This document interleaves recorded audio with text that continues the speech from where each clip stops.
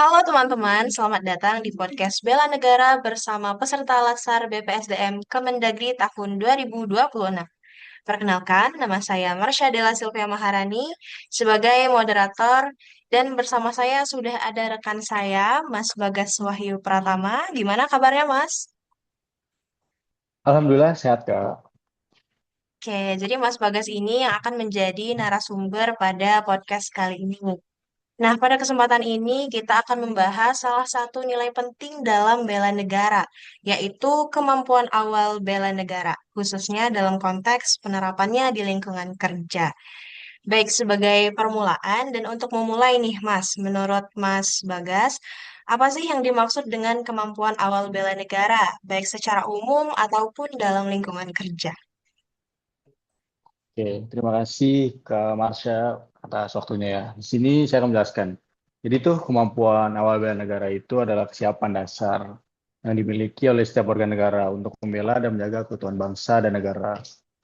Kemampuan ini tuh nggak mencakup fisik aja, tapi juga itu mental, sikap, pengetahuan, serta nilai-nilai disiplin, tanggung jawab, dan cinta tanah air. Dalam konteks lingkungan kerja seperti kantor imigrasi, kemampuan ini tuh sangat-sangat penting. Kenapa sih? Karena kita merupakan garda terdepan dalam menjaga kedaulatan negara, khususnya dalam mengawasi lalu lintas orang yang keluar dan masuk wilayah Indonesia. Oke, baik. Menarik, menarik sekali ya, Mas Bagas. Kalau gitu, gimana nih kalau bentuk nyatanya dari kemampuan awal bela negara kita yang dapat kita terapkan oleh pegawai, khususnya di lingkungan kantor imigrasi ya? Sebelumnya Mas Bagas dari kantor imigrasi mana, Mas? Kebetulan saya dari kantor imigrasi kelas 1 non TPI Jakarta Pusat. Oke, boleh dijelasin gitu, Mas. Gimana bentuk nyatanya dalam penerapan? Kalau dalam bentuk nyata penerapannya itu banyak banget, Kak. Gitu. Salah mungkin disiplin dalam bekerja, terus datang tepat waktu, menyelesaikan tugas sesuai target, dan memenuhi aturan yang berlaku. Terus menjalankan tugas secara profesional, melakukan pemeriksaan dokumen keimigrasian dengan teliti dan sesuai dengan SOP yang berlaku. Terus ada juga menjaga integritas dan kejujuran, menolak segala bentuk penyalahgunaan atau gratifikasi. Terus juga memberikan pelayanan publik yang prima, yang ramah, adil, cepat, dan tidak diskriminatif kepada masyarakat.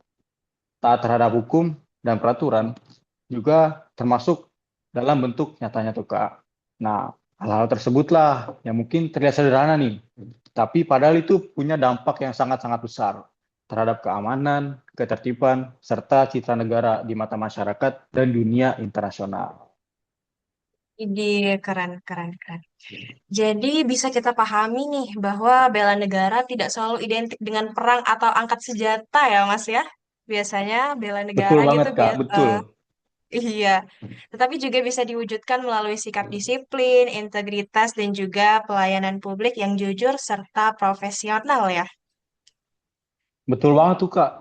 Apalagi ya di era sekarang nih lebih menekankan pada kontribusi nyata tuh Kak, sesuai dengan perannya masing-masing. Nah, kita nih sebagai pegawai di lingkungan kantor imigrasi, khususnya di kantor imigrasi Jakarta Pusat, itu punya tanggung jawab yang besar dalam menjaga kedaulatan negara melalui pekerjaan yang kita lakukan setiap hari. Karena kantor imigrasi Jakarta Pusat ini termasuk area yang ring satu gitu Kak. Iya, padat juga ya Mas ya. Lumayan Kak, lumayan padat sih untuk sekelas kantor imigrasi gitu. Oke, baik. Terima kasih ya Mas ya sebagai penutup. Berarti dapat kita simpulkan bahwa kemampuan awal bela negara merupakan kesiapan dasar yang mencakup sikap, pengetahuan, dan juga keterampilan untuk menjaga keutuhan bangsa dan negara. Di lingkungan kerja, nilai ini tercermin melalui disiplin, integritas, kepatuhan terhadap aturan, serta pelayanan publik yang berkualitas. Maka dari itu, setiap pegawai memiliki peran penting dalam mewujudkan bela negara melalui tugas dan tanggung jawabnya sehari-hari. Baik, Mas Bagas, sekali lagi terima kasih atas jawabannya dan juga informasinya. Dan juga terima kasih atas perhatian dari teman-teman semua. Semoga podcast ini bermanfaat dan juga menambah wawasan untuk kita semua.